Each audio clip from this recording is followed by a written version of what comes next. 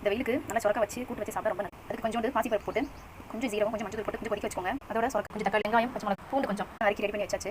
இப்போ ஒன்றா அரவேக்காடு பருப்பு வந்து கொஞ்சம் வெந்து வேகாமல் இருக்கும் இல்லையா, ஒரு 90% வெந்ததுக்கப்புறம் ஒன்றா உள்ள சேர்த்துலாம். நறுக்கி வச்சோம் இல்லையா, அதை ஒன்றா ஆட் பண்ணிடலாம்.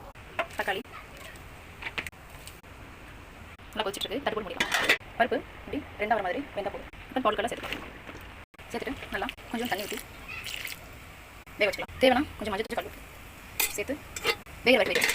சைடில் தாளிப்பு கண்டு வச்சு கொஞ்சம் எண்ணெய் கொஞ்சம் கடுகு தேவைப்பட்ட ஜீரகம் கொஞ்சம் கருவேப்பிலை பட்டை வத்தல் கொஞ்சம் லாஸ்ட் ஊற்றி வெங்காயம் சீக்கிரம் வேணும்னா கொஞ்சம் உப்பு தாளிச்சோலையா அது உள்ள அப்புறம் அதிலே கொஞ்சம் எண்ணெய் காய வச்சு சோவி அப்புறம் எண்ணெய் வச்சு சுட சுட சாதம் போட்டு சோவி வச்சு சொரக்கா பருப்பு நல்லா பிணைஞ்சு